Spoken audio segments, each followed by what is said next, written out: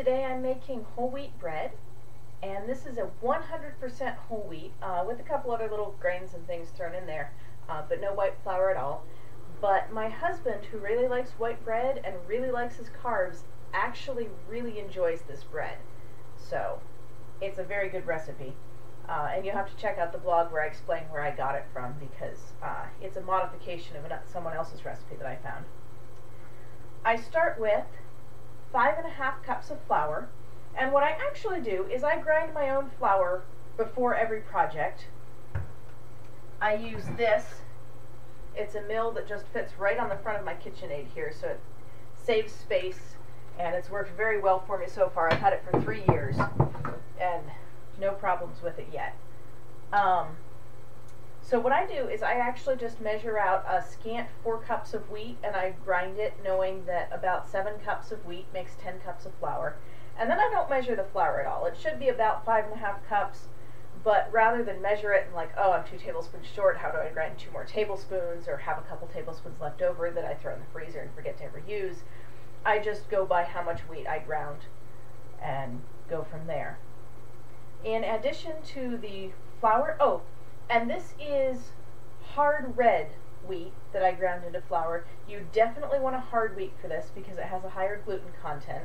The soft wheat will not make a good yeast bread. And I use the hard red wheat because it has even a little higher gluten content than the white wheat does. And my husband doesn't mind the whole wheat flavor as long as the texture is nice and fluffy. So the red wheat works very well for us. To this I add a cup of oats, and I'm using quick oats because that's what I have. 2 tablespoons of millet. If you don't have this around, I think you should be able to just leave it out, but I haven't made it without the millet, so I can't say for sure. And then 2 tablespoons of chia seeds. These are organic chia seeds. And then to the dry ingredients, I'm adding 6 tablespoons of melted butter. This has had a little bit of a chance to cool, so it won't kill the probiotics in the yogurt I'm about to add. And if you want this to be dairy-free, you can use coconut oil. I use the butter because that's just a little simpler for me.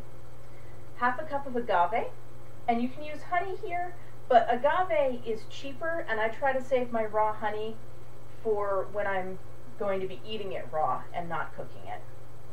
So that makes more sense to me. And then 1/2 cup of yogurt. This is fairly thin yogurt, so kefir would probably also be about the right consistency.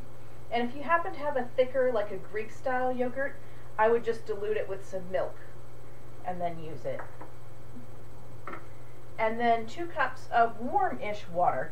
This really doesn't have to be a particular temperature. You want it to be cool enough to not kill the bacteria in the yogurt before it's had a chance to work. But just warm enough to give it a good temperature for the yogurt to work as easily as possible. Good environment there. And then I'm just going to mix. Now I'm just going to mix the dough up in my KitchenAid. I'm using the paddle attachment because we don't have to worry about kneading it right now. We'll do that tomorrow after it's soaked. But now we just want to mix it up thoroughly.